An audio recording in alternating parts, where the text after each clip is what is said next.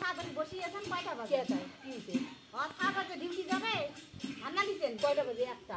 তার এলাই সকালে ভাত একটা আছে। বাজে আইও, 2টার সময় যাবে ডিউটি, তুমি এলাও ভাত চড়েন নাই। সকালের ভাত আছে। হ্যাঁ, কি ওই ঠান্ডা ভাত খাইতে তা কি হইছে? মানসি বোধ হয় খায় না। রান্না খাইতে ঝুললে ঝুললে যা খাইয়া দেয়া যাবে, ওটা তো নাই। ও উনি ডিউটি যাবে, তুই শালা ভালো করে নাম দিবে, ঝুললে ঝুললে ভাত খাবো।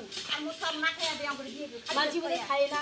ভাত আলু সিদ্ধ ভাত। মানসির সাথে কি ইয়ে তুলুনে? মানসি যদি খাওয়া পায় আমরা কি মানসি খাই? সকাল থেকে খাওয়াটা নিয়ে আসো, তুই এনে খাওয়া নিয়ে দিবি, নিয়ে আসিয়ে বসলি। তোমরা আম্মাকে খাবেন মন চায় না ও, আম্মা খাজেলা হবে শালা আলা দেখাবি। পরে আম্মা কা খাইবি সামার হলো মোর খালি বসিরও দেখিবার না। বসিরও তোমার সহ্য হয় না। তো খাটা ঘন্টার নাম দিয়ে দাও, খাওয়া দেয়া যাক। ভালো মন্দ পরশালা তোমরা ইচ্ছে মতো সকালে বসিয়ে তো ভাত গেছে। রান্ধি, তিনবেলা ভাত রান্ধি।